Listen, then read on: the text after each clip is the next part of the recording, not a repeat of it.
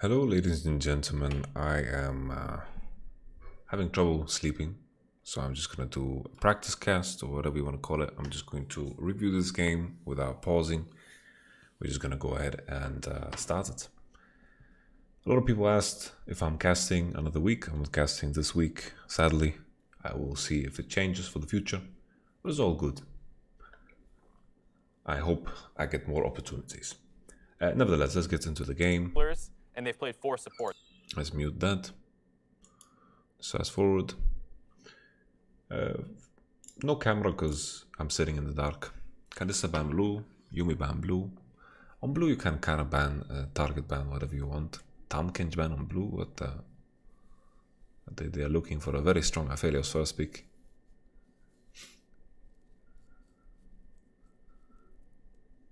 Kiana ban?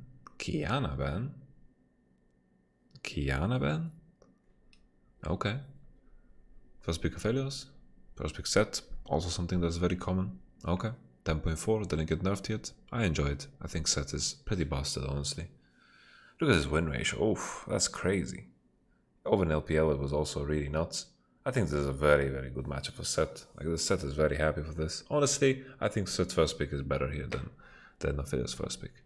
I think it's alright. Oh, okay, this is going quick. This is going quick. I'm hoping this is Syndra Flex, but I can't imagine Sven playing Syndra bot. But Hansama played Syndra bot. I think Syndra bot is really, really OP. I think against Aphelios you can definitely lane. It all depends on what support you match it with. Not sure why you would ban Tamkench if you want to lock in this. Nautilus lock in. We're going to have some Syndra Morgana bot lane action. Because now Gold Guardians should just ban supports. They don't know anything what's going anywhere. Banning supports. Maybe AP jungle is also a good ban. I don't know if Zen, I don't know if they have information if Zen plays it or not. Because if they know Syndra's going mid, then Pantheon goes jungle for sure, right? Gragas ban, okay. Gragas ban. Pantheon mid, set top. You have to ban Talia, right? If you don't ban Talia and you ban Gragas, you're actually trolling. Jarvan ban. Enemies full AD. Unless Golden Guardians are planning to 4th pick Talia, that would be big brain. 4th pick Talia. Just go for the Talia lock-in. Big brain. Because they need AP jungle too. Honestly, they should have banned Talia at least for 4th pick Gragas, something like that. Or look for Karthus. Misfortune. Okay. They really think the Syndra is going mid. Should we trust Golden Guardians? That they know that Sven doesn't play it? Or is C9 so pissed after the first game and they're going full Super Saiyan and they're revealing everything? Tarek bot is also pretty decent into Nautilus. I like it. AD carry option right now is Ezreal, and then you put Pantheon jungle, but that honestly doesn't sound too exciting. Oh, they are balls to the walls, they're thinking this is Syndra mid. Not that Zoe is bad against Pantheon, honestly. It's a fine blind, but I don't see the reason why you wouldn't pick jungle 4th.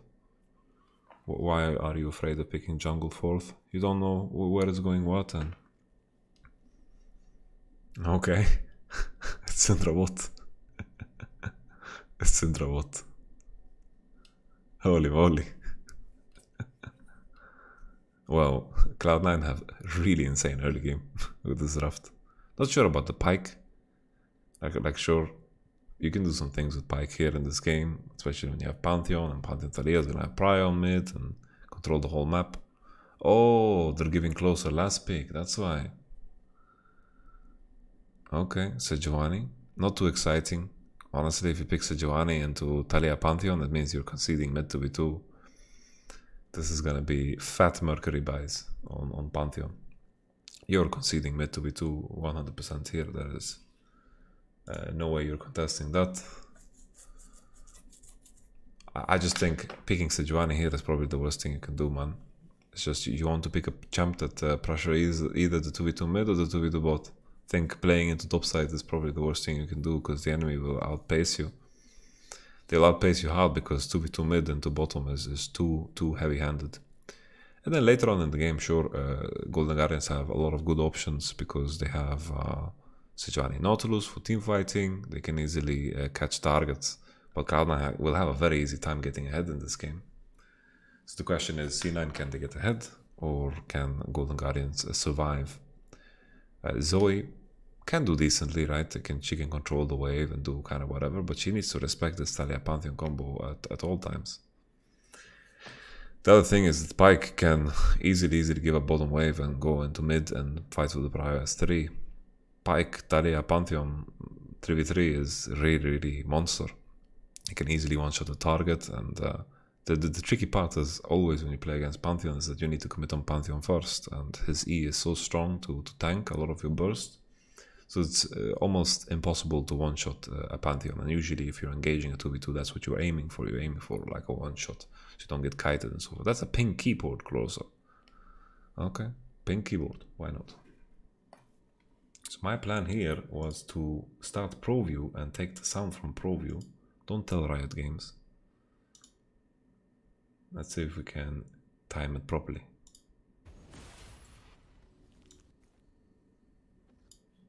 Okay.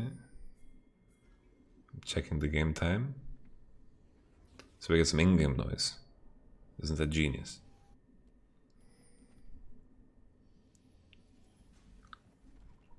Okay, we're waiting. Okay, I'm pausing. 37, 20, 30, 31, 32, and 37. Let's play. Okay, big brain. Holy. So it's not too quiet.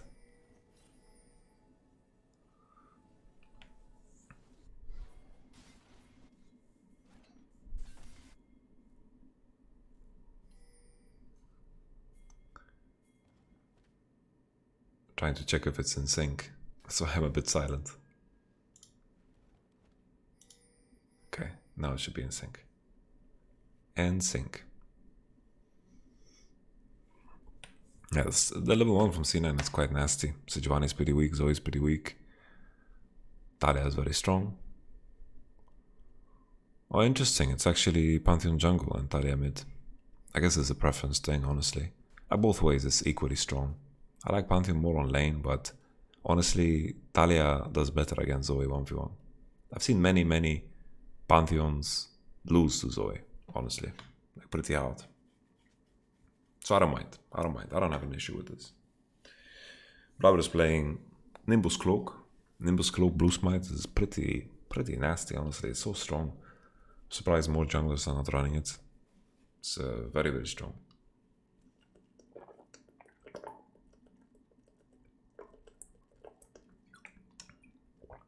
Closer has such a unique look.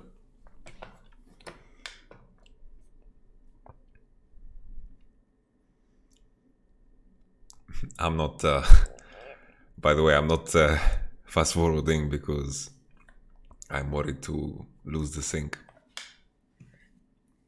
I imagine that this pause is going to be over soon. So once again, I reiterate, C9 have a lot of options to snowball early. Talia mid should be able to contest prior early levels, honestly. I do think Zoe has a slight edge. Maybe if Talia actually gets to trade level 1, she trades better level 1 with Q. Pantheon, we saw Jankos do like Wolf into Raptor Golem, into bot gank, into mid gank, into taking buffs late. I thought it was pretty spicy, honestly. I liked it. It's pretty cool. Jungle has a lot of pathing options ever since we saw the changes, right? People can do, as long as they include like Gromp or Golems in their clear, they can get level 3 very fast in many different and unique ways. In comparison to what we saw last year, where you could only get level 3 one way with 3 camps, which was Golems. Okay, we're back.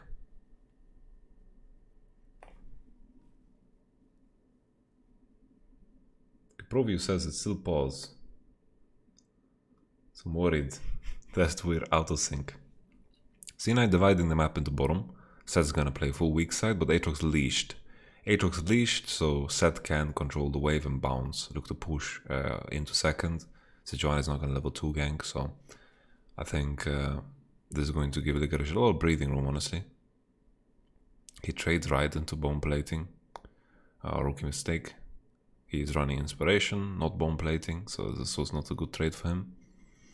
If I'm Hunter, I think that level 1 there, you should look to contest the wave here. You should look to thin it out as much as possible, because you want to make sure that Licorice actually doesn't get to bounce the wave. So Sejuani gets level 3. Sejuani gets spotted by a Raptor Ward. Okay. We are decently on time.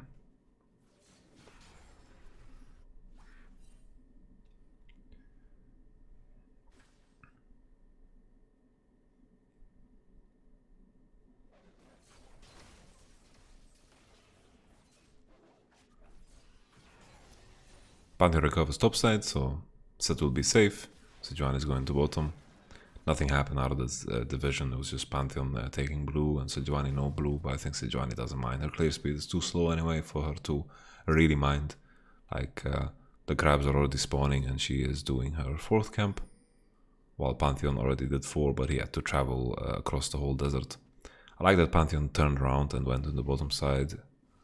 They're making that assumption that that Sejuani is pathing into bottom. I think it's a good call. They deny crab, and Pantheon can get double crab here. Talia is basing. She's going to be quick, back into lane. She can surf the walls.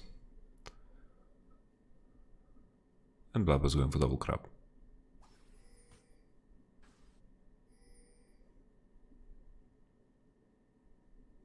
Closer is not doing any gambles. He doesn't want to walk and die into Pantheon.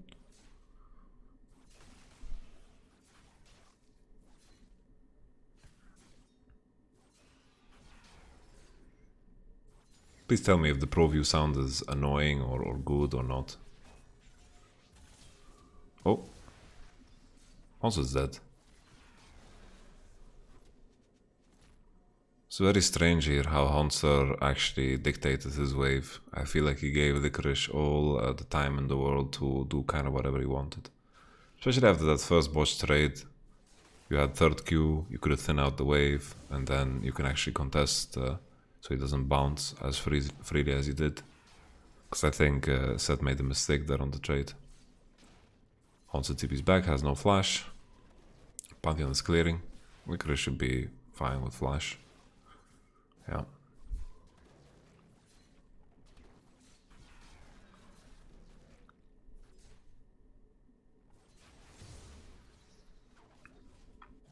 No action in mid lane yet, but Pantheon bound flash, so it'll be tricky to kill Golden Glue, especially considering he has 2 sums, and 2 sums that can save him from 2 ganks, right? Once again, just wave position is worse. Needs to wait for Sejuani, and he's fighting as if Sejuani is here, and just a quick punish. Licorice is fighting in the wave, attacking the whole wave, and getting a free big W. It's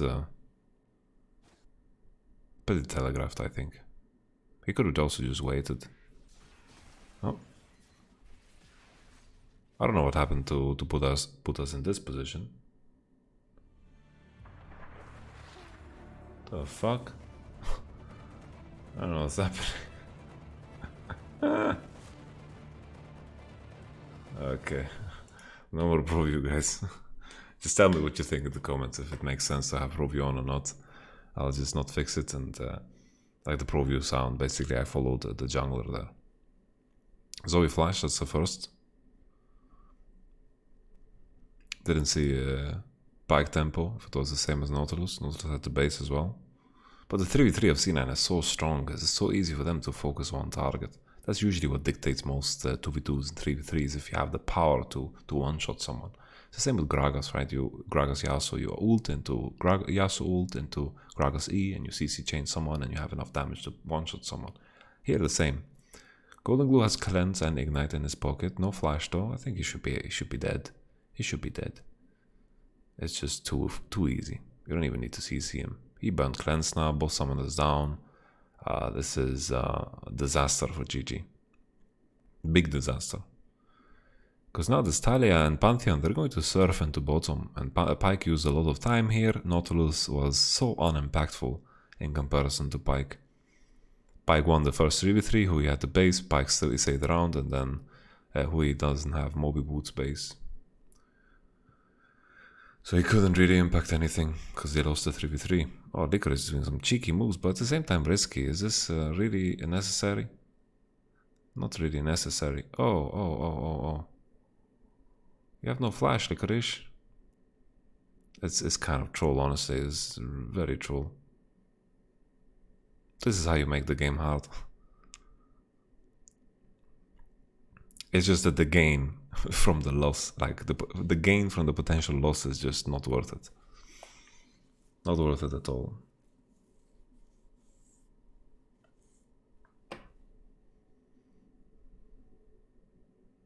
Here we go again. Again, they one-shot Golden Glue. They spot Sejuani as well on the Raptor ward. Very good control of 2v2 mid. Golden Glue is... They didn't go for dive. I think they could. They legit one-shot, I think.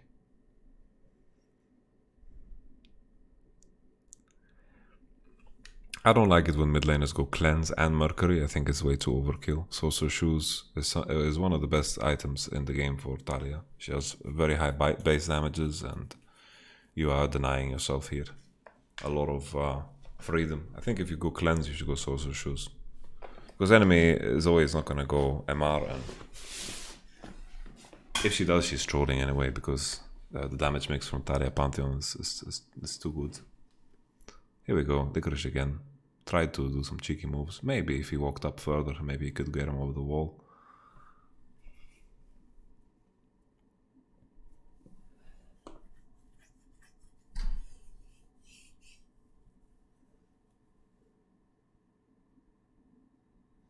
Yeah, surprised they didn't dive Zoe. They have full information on Sejuani, that's the only reason I'm calling it. Talia has ult, Hansar has flash very soon. Pike and Talia hovering topside. Oh, they're just going for Herald, I guess. Atrox is respecting, so they know that something is happening. Didn't notice Van summoning yet. They're not using Syndra at all. Just picking up free Herald. Yeah, it's a Cleanse actually. Not sure if it's correct to go Cleanse. Maybe TP is just better. A Cleanse is definitely better for later, but for the lane, kind of whatever. Talia's ult, she's hovering in the bot. Vulcan Q flash. Kind of short, this one. Hui reported. Hui just missed his Q on the wall. I'll have to double check the replay. I'm not sure how FBI dies with flash. Really not sure. But yeah, game is lost, guys. Game is boom. Game is giga boom. This is not the last time FBI is gonna die. This is 6 minutes. This is 2 more Pantheon and Talia ults. This is 100% he's gonna die again. Or he's gonna be negative CS. First turret, C9 are rich, man. They are in a different tax bracket. They are completely in a different tax bracket. GG, right now, living on food stamps. Golden Glue gets away with murder, not dying again. I think the only opportunity they really had was either not doing the dive on bottom, or not dive. Well, let's take a look at this again. Hui, where does he throw the Q? He throws the Q. Oh, it gets cancelled. It gets cancelled. And then Aphelios fucks up his flash. He needs to flash the Pike Q to live. But I feel like Nautilus could Q the wall earlier, no? He just needed to get away. Like if he just Qs closer to the wall instead. This wave is slow pushing towards C9. The wave proximity of the next one is too close and it's cannon, so... C9 pushed in their cannon and bounced, they did it good. I think C9 do the basics very well. Like always when you are playing and you're doing on bottom, if you don't push in your cannon, you're going to make the enemy freeze if the next wave is cannon. Basically, if you kill the enemy cannon wave and then your cannon goes into normal wave, you freeze the wave for enemy.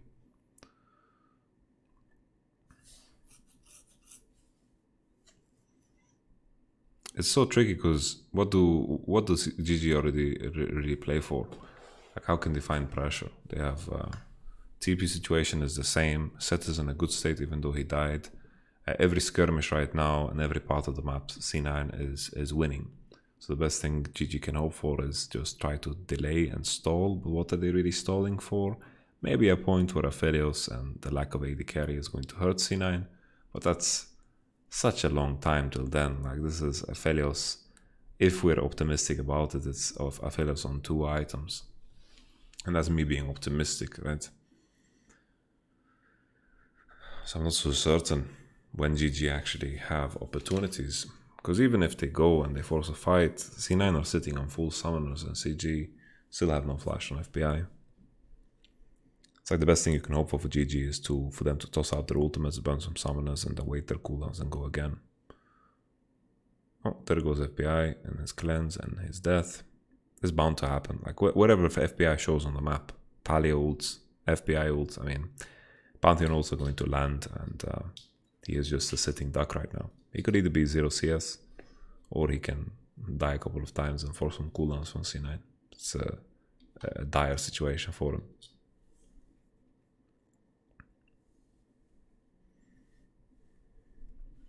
The best thing GG can hope for and do now is play kind of like a one-forced thing where they try to punish when C9 are doing moves like this. Because if they're matching numbers, they have no chance. Like, if they go 1v1, 2v2 on mid, and then 2v2 on bottom, no chance at all.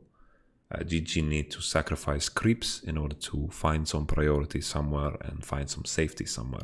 Because right now, everyone is in danger. FBI just died on bottom against 2 and there was no repercussions at all. GG were not in position to do anything. And if you match numbers, you will lose. You need to sacrifice farm, you need to sacrifice something in order to do something. Because if C9 have even numbers, what's going to happen is that C9 are going to push in their waves and they're going to rotate in whatever direction they want. And they are so mobile right now with Pantheon and Talia, it is really, really next level. Pantheon is also super fed. Look at his CS numbers, man. He's been farming away. Pantheon jungle is definitely strong. I'm a big fan of Pantheon as a champion in general. I think more teams should play it and abuse it.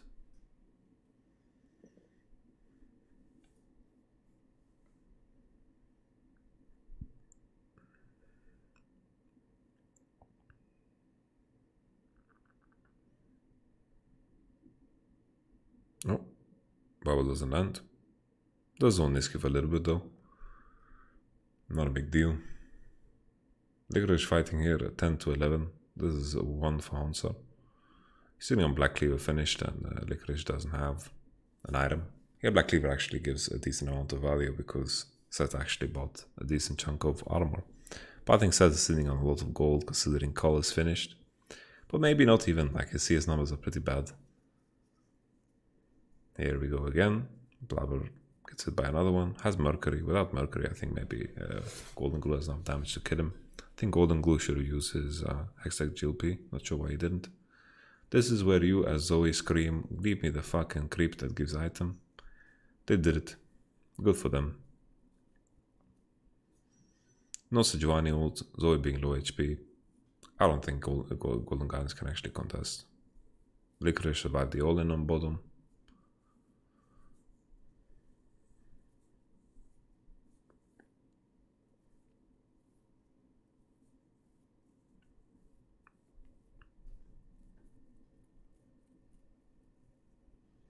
FBI just going into top straight is such a weird maneuver.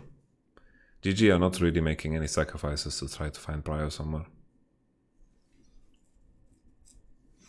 Here, if you're FBI, what you should do in this position, since the wave is not freezing for him, he needs to push this wave slow enough for the next wave to reach past the river, and then hard push the next one so it bounces into tier 3. I mean, tier 1. I said tier 3 for some reason. So basically here, what you want to do with the village, you want to hard push. He's doing golems right now, but it's a mistake. You want to hard push this wave and then go.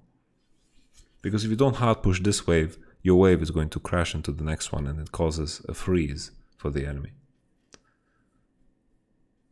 So this is a mistake from FBI. You could take a look at the minimap. Because as you can see now, he can't pass the river. He's too scared to pass the river, but he's going to lose so much. Basically, you slow push one and then hard push the next. Hard push, as hard as possible. Make the wave crash into the turret. But now look at the freeze. Like, look how C9 is super heavy. They're looking top, they're like, okay, we can just walk there, catch a big wave. GG are gonna lose 3 waves on this. So it's bad play from FBI. It's a very standard move you can use in solo queue. Like if you're in a dire situation and you know you can't push past the river, meaning that you don't win any 1v1 and you don't have mid prio, like in this case for GG, you should, when the wave crashes into your second turret, you slow push the first one to make sure that the next wave passes river, and then you hard push that one in order to make the wave crash into enemy tier 2. Why am I calling it tier 2? Like enemy first turret, not tier 2.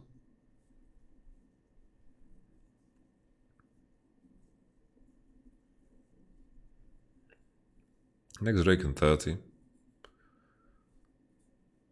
I'm not too big of a fan of, I think the whole GLP tech thing is kind of overrated. I think Luden's Echo is still very strong as an item. Okay, Hanzo getting caught. Hanzo has flash, but his flash was terrible. The fuck was this flash? Jesus, that's a surrender flash right there, man.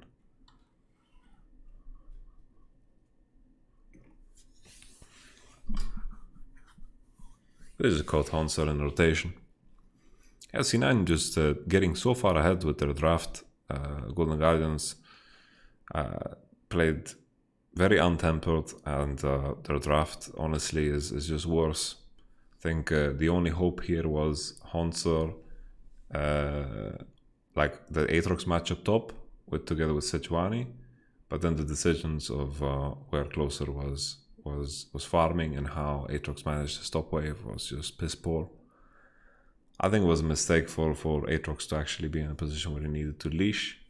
But then again, it's Sejuani jungle, so maybe it's necessary because C9 actually divided the map and went for enemy blue. So that was really good. C9 moved to divide the map here. Aatrox leashed, and then Seth could dictate the first wave. Then Seth did a bad trade because he's going for inspiration second. And with that being said, you can easily find some opportunities to do some good stuff for Hanzo to make sure that the wave is in a better position than what it was. Then he died to that initial gank, and then there was a 3v3 on mid. Golden Glue lost flash, he lost flash, and then they redove because Pyke had all the tempo in the roll because he lost too much HP. After he lost too much HP, he needed to base, and Vulcan could just stay around mid, no problem, and they went for the free dive. Golden Glue lost 2 summoners. Golden Glue had to play safe, couldn't contest, and then there was this all-in on bottom that gave, of course, C9 a double kill. In between this, they took all objectives possible. They took the Rift, they took the Drake, and then they took another Drake, and then another Rift Herald. All because the pressure from C9 is too hard. GG are finally doing the move they should have done ages ago. They're trying to find grouped scenarios, because that's the hope they have, right? If they fight in grouped scenarios, Pantheon, Talia aren't as strong as they can be because rules are not as impactful. GG should have done this 10 minutes ago. The situation they were in, just 1-4. And then after you push mid, go catch and then rotate. Instead, C9 are going for the full fight. Completely normal, they're 6k ahead, so I think they should be winning anyway. Still best chance for GG in this game to fight 5v5. That's a flip. That's a Pyke ult. That's a hook, and that's another Pyke ult. And that's pretty much an ace. Nash is alive, but C9 don't have the best Nash damage in the world. They are lacking an AD carry. They have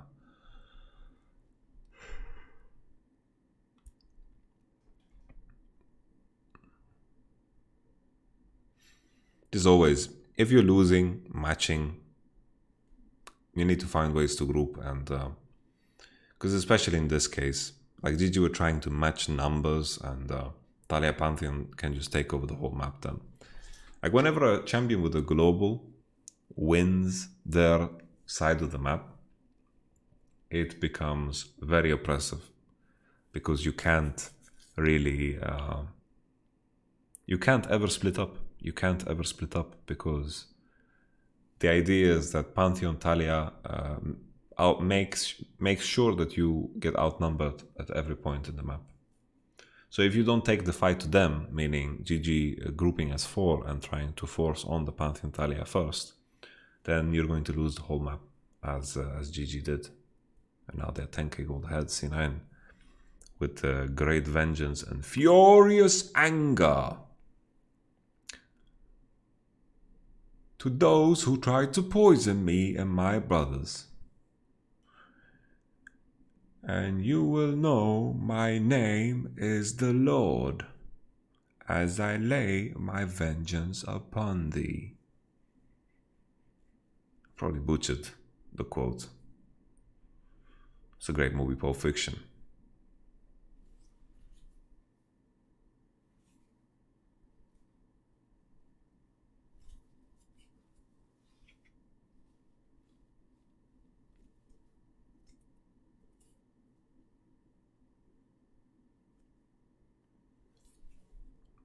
Hashtag C9 Siege. Vulcan doing his best Hillisang impression. I'm enjoying it. I think C9 can split and play on 3 waves. Like, why is that top wave unattended?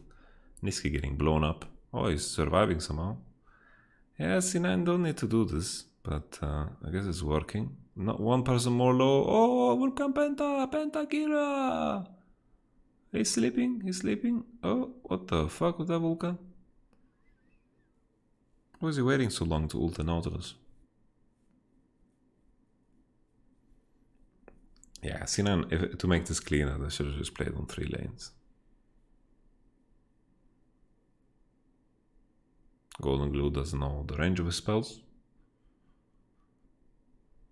But Yamato, he was so cool in Honda Drive. Yeah, he was. Seems like a nice guy. We are giving stone cold analysis here.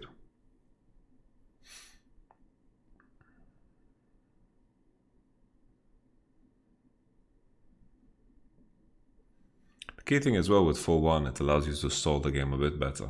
It's like when you're dying over and over, you're just bleeding out, and the gold lead would be too big. Like this is the biggest gold lead we've ever seen. Like Jesus, 13,000 mountain soul now with 25 minutes.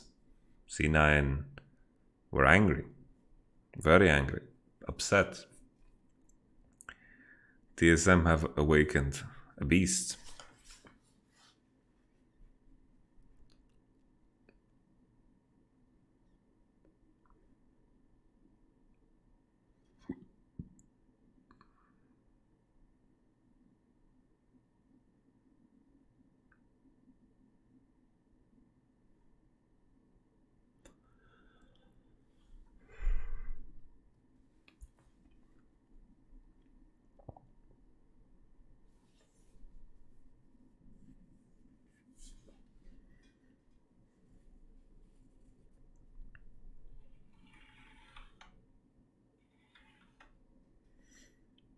Nash in 2 minutes, and that should be the nail in the coffin.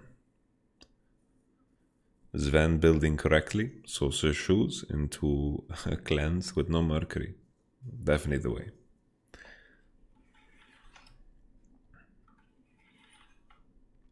Oblivion Orb into needlessly large road because the enemy team doesn't have that much healing. Cheers. Both of them were awake on that one. Instead just buying an Electron Cloak because this is like the game finish, and he's also going for Cargo Stoneplate, so why not? Tanky set is good here because of the double mountain, 12% more value on that. They're walking in, Licorice is also walking in. The timing of the wall was kind of poor because it doesn't really work like that. They needed to manage the wave a bit better because I think they could have pushed the top wave slower because now GG actually have timing here to kill the creeps. The way you want to handle it is the moment the super creeps crash, you want to make sure the top wave crashes, because now Golden Glue already cleared it, and now he can walk into top side, clear that wave, and then go into bottom. Licorice is there, Babra is there. 3-1-1 makes sense for c9. GG need to force the engage, but no one's here to follow up. Vulcan dies, so that's cool. Yeah, that's cool. Best you can hope for. Drowsy, but honestly this set is so tanky that he is not going to die. That is one flip. He is here. FBI no flash. Yeah, if your team is running away from set, the way you deal with him is not to hit him, so he gets the biggest W of his life. Key thing about set is if you are running away and you're scared of his W, don't hit him, because that's the only way he gets damage on it. The base damage of it is pretty low. It's not too drastic. Because maybe in this situation, if GG actually don't hit him, maybe FBI can walk away and live, but I doubt it, because set should have higher move speed than Aphelios. But it's just something to point out in regards to how we understand set as a champion. This should be pretty over. C9 can just do Nash, and then they just walk it in, the victory. Golden Glue is buying a Banshee, as if that's going to save the game. Hurricane now for FBI. If they get some miracle fight, they need to like ace C9 2-3 times and then they win the game. But that's very optimistic. Oh, he hitbox. Wow, really on soul mechanics. Wow. Welcome with the ult.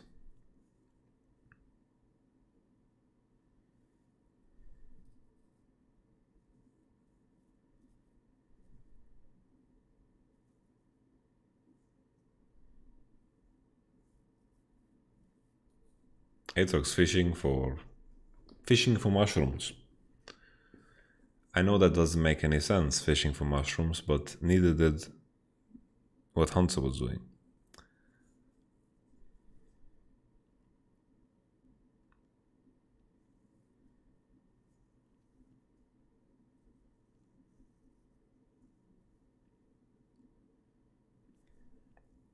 That's a crazy gold lead right there, 16,000.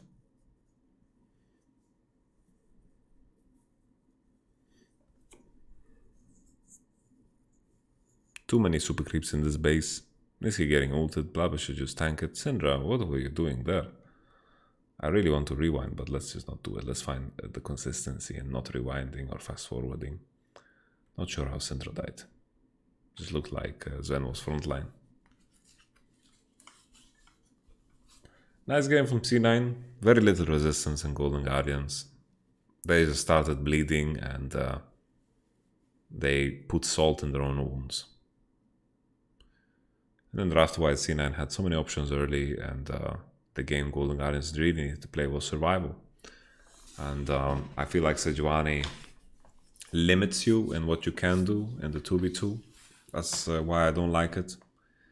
Just looking in Sejuani 5th there, what is the idea? You are going to be so weak into impacting bot, so weak into impacting mid lane as well. Like Zoe Sejuani is a very weak 2v2. Sejuani ganking bottom is also pretty weak. You had the 2v2 option top, but Pantheon killed Aatrox at minute 4. So the moment that happened, all doors were closed for Golden Guardians, and you have to question the Sejuani pick as last. Because Nautilus Aphelios we can't complain. Zoe blind pick, we can't complain either. Hand sanitizer right away, that is C9 management at the top. Very juicy, very nice. Making sure their players are healthy. Look at them rubbing hands.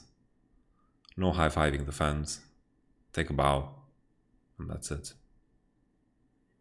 C9 making it look easy. I enjoyed that game very much. Thank you so much for listening and watching. I'll catch you guys on the next one. Peace.